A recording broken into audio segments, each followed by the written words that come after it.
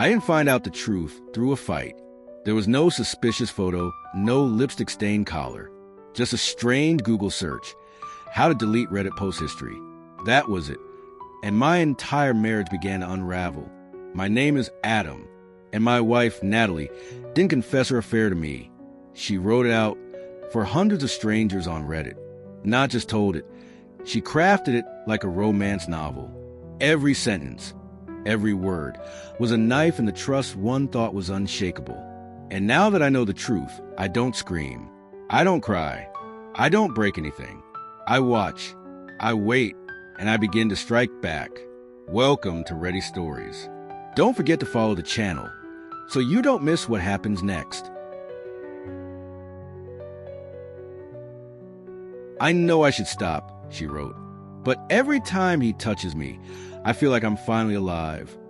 That was the first line of her most recent post, a post written less than 24 hours ago. And I, her husband, only found it because she forgot to clear her browser history. I didn't sleep that night, not because I couldn't, but because I was terrified of what would come when I closed my eyes. The moment I blinked, she'd appear, but not the version of Natalie I married. No, this was someone else. A woman with a different voice, a different mind, a woman I didn't know. She wasn't just cheating.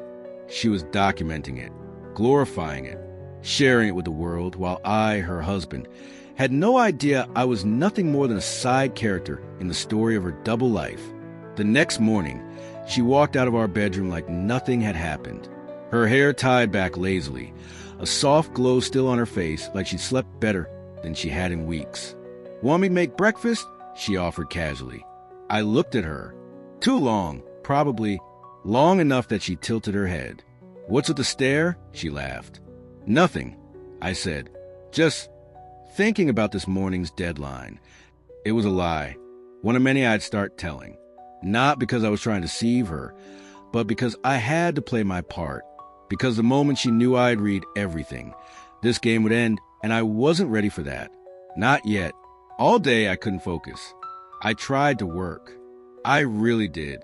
But my mind kept returning to those posts, to those words. I feel like I'm finally alive. How many times had she sat across from me at dinner, smiling that practice smile, while her mind replayed moments with another man? Instead of staying home like I usually did, I got in my car and drove to her office, not to confront her, just to watch. I parked far enough away so she wouldn't see me, and then I waited. At 12:30 p.m., Natalie walked out of the building. She wasn't alone. He was tall, slightly hunched, with thick dark hair and a steel gray shirt. He walked beside her like he belonged there, like he'd done it before, like he'd earned the right. And then he touched her, just a light press against her lower back. But it wasn't the touch of a friend. It was the kind of touch that only happens between people who've memorized each other's breath. She didn't flinch. She didn't pull away. She laughed. They went into a cafe on the corner. I could have followed. Could have walked in and ordered coffee 2 tables away. But I didn't. I didn't need to. I'd already read the story. I knew the plot. That evening, after pretending to be busy in the garage while she cooked dinner, I opened my laptop and read again. This time, I didn't read like a betrayed husband.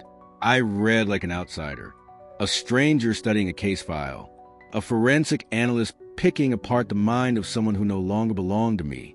She wrote like she was writing a novel, carefully, elegantly, confessions sculpted into paragraphs, feelings poured into metaphors, her pain, her longing, her shame, all on display. Not for me, never for me, but for hundreds of anonymous readers, people who called her brave, strong, real. "I know I'm the villain in this story," she wrote, "but I just want to feel something again. Sometimes I pity my husband, but most of the time, I just feel tired pretending." I read those lines over and over. I could see the moments they described. When she'd zone out while I told a story.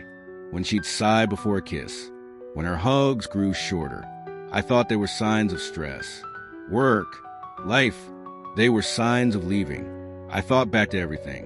The long nights I worked overtime so we could afford the car she always wanted. The time I sold part of my shares to help pay off her brother's student loans. The time I turned down a job offer in San Francisco because she didn't want to leave Seattle. She never objected. She always said, "Do what you think is right." And I thought that was love. But now I see it for what it was. She never tried to stop me from giving. She just never offered to give anything back. I sat outside on our balcony that night.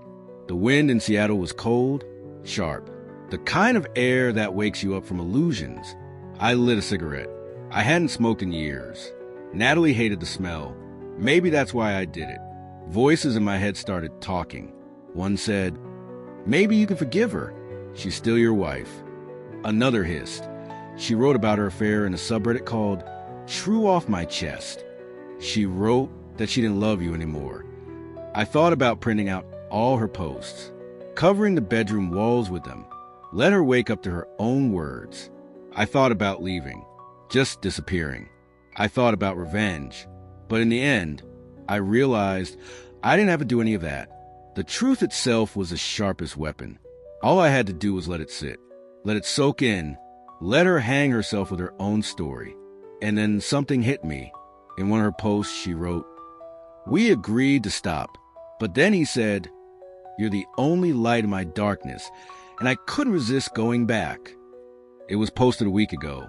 I scrolled down and found a comment beneath it. "You did the right thing. Happiness isn't always moral." The username was darkcoffee43. I clicked on it, and suddenly, I was reading his version of the story. His post described a woman with chestnut hair and eyes that looked like autumn mornings, who was trapped in a lifeless marriage with a man who never saw her. He talked about the first time they kissed, how it felt like his whole body had short-circuited. "I don't want to steal her," he wrote. "I just want her to know she's loved." They were writing their own love story, online, together, right under my nose. That night, I made a backup of everything. Screenshots, post URLs, timestamps. I saved them all in a folder named For When She Asks Why. The next morning, I got up early. I made breakfast, just like I always did. Eggs over medium, a slice of avocado toast, coffee with oat milk, just how she liked it. She came out of the bedroom in her beige dress, the one she wore only when she wanted to feel beautiful. "You're up early," she smiled. "I've got some important stuff today." I replied. She nodded and kissed me on the cheek. She didn't notice the coldness in my eyes. She didn't know that I had already copied the security camera footage from last weekend, the one where she brought him over when I said I was visiting my parents. She didn't know that I had already scheduled a consultation with a divorce attorney, that I had forwarded all her Reddit posts to a private email account with the subject line, "In case she tries to deny it." She had no idea. And I wasn't going to yell. I wasn't going to fight. I wasn't going to give her the drama she thought she was escaping. No, I was going to leave. Quietly, but with everything she didn't see coming. She thought social media was a place to hide. She forgot I was a software engineer.